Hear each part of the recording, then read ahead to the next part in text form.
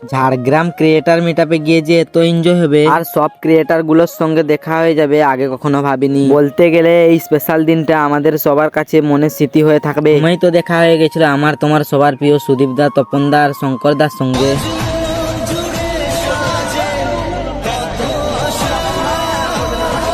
তারপর দেখা হয়ে যায় প্রশান্ত দা আর রণবীর দার সঙ্গে।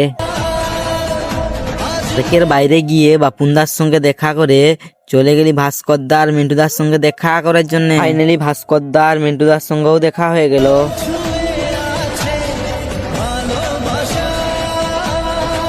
আর তারপর দেখা হয়ে যায় বাঁকুড়া জেলার সানুদার সঙ্গে। কাবরা হিন্দি অরুণদা আর ধনিদার সঙ্গে দেখা করার পর চলে গেলি স্টেজে একটু নাচ করার জন্য।